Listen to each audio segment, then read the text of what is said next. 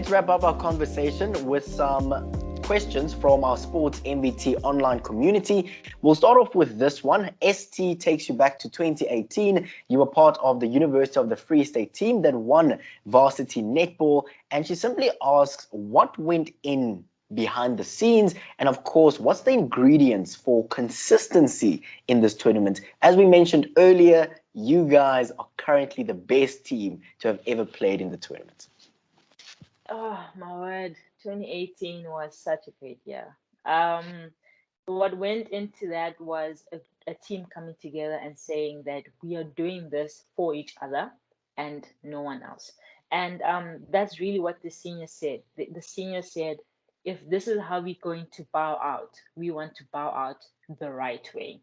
And the team came together on that. And we said, we agree with you guys and we want to give you the best send off that we can.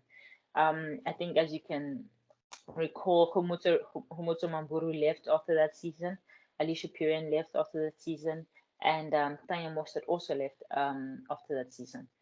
So it was a team literally just coming together and saying, we really want to do this for each other. And a lot of hard work went to it. Training sessions went from 2 hours to sometimes 2 hours and 45 minutes, which is actually a lot in netball. We went from sometimes 3 gym sessions in a week to 4 gym sessions, and it really took a toll on our bodies preparing up for that tournament. But we really came together, and it was beautiful to see in the end. Personally for me, I didn't expect to be playing as much in 2018, and so being able to play the full game was really great, especially in the final, because I didn't think I was going to play the final. In the semi-final, first quarter, I hurt my back and I had a bulging disc. I still finished the game in the semi-final. Every time we got off the bench, the physio was there and the doctor was there trying to just push my disc back in so that I wouldn't feel too much pain and carried on playing, and I didn't practice that whole week. And then the Monday of the final, we went on court. We had surface training. I ran around for like 15 minutes, and that was it. That was preparation for the final for me. Whereas the team was preparing really hard. Sessions were intense, and we were just still training outside, so it was very hard on the bodies, hard on the legs. But yeah, a lot of hard work went into that season, definitely. Wow, sure.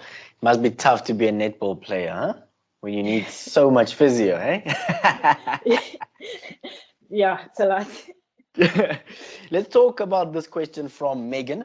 Megan talks about you should name a local player that you looked up to when you started playing netball, and maybe a player that you are currently looking up to. Growing up, and when we were in high school, matric, we used to see the Mostert sisters, and it was always like every time a team played, you wanted to see the Mostert sisters playing. And for me, that combination really was really one of the greatest. And growing up, I think they were definitely, so Tanya and Carla were definitely people that I looked up to. And they still are. Carla is definitely still one of my people that I look up to. And now I'm really happy and glad that sometimes I can ask advice from her and she can give me a few words.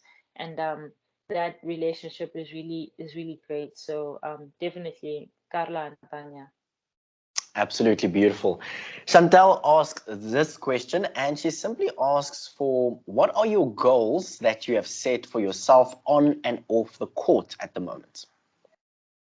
At the moment, when you talk about on court, it's really just to be a great player. To really, I think my personal motto for this year is death by 1,000 cuts.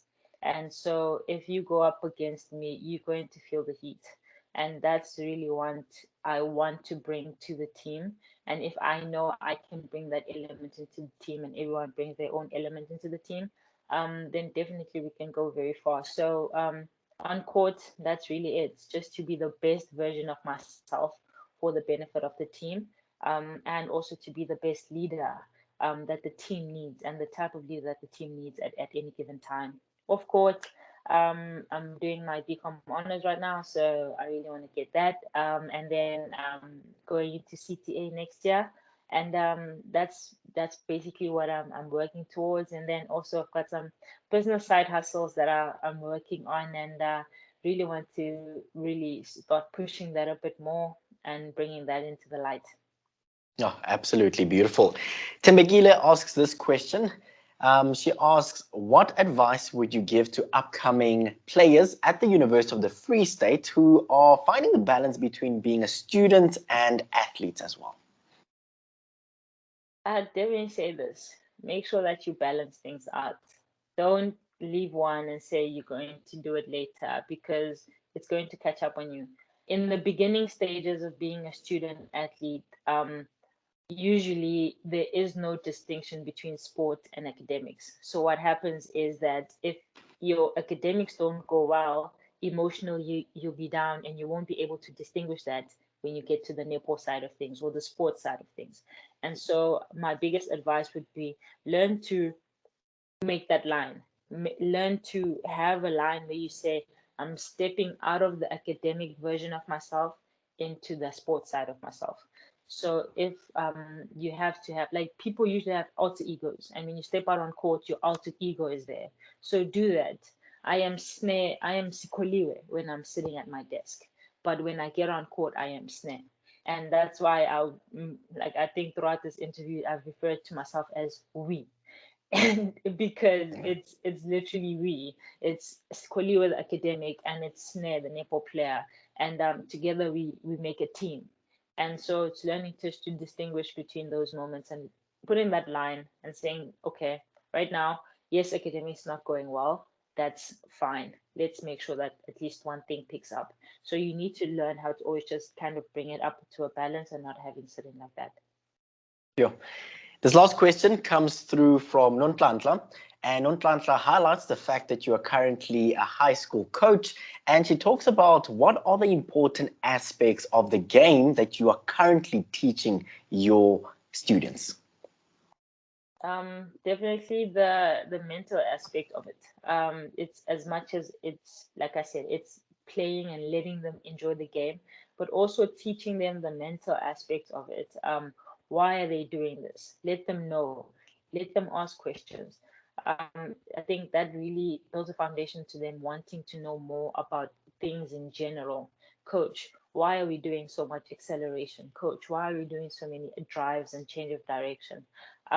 So that's the big part of my coaching. It's really the mental aspect of it. And then a lot of it is also based in skills and agility, making sure that they're really quick on their feet. That ball hand-eye coordination, the hand-eye coordination, just making sure that that is on point.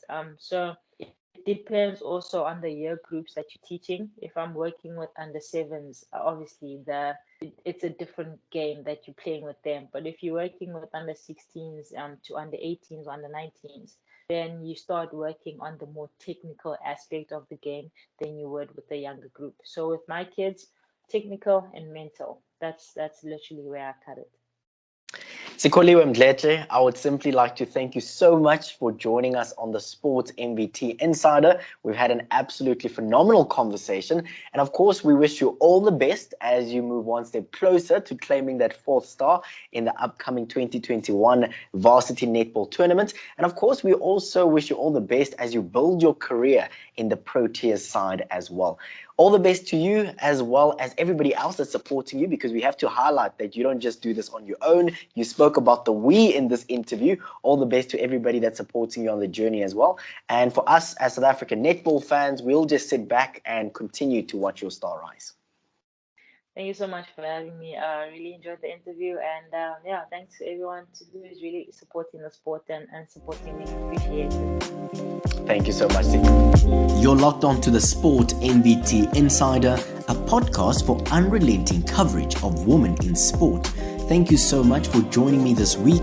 I absolutely loved diving deeper into the journeys of our athletes, coaches, and administrators to get to know them a little bit better than we do. Coming up next week, we bring you another athlete, coach, or administrator, and she shares her incredible and inspiring journey with us.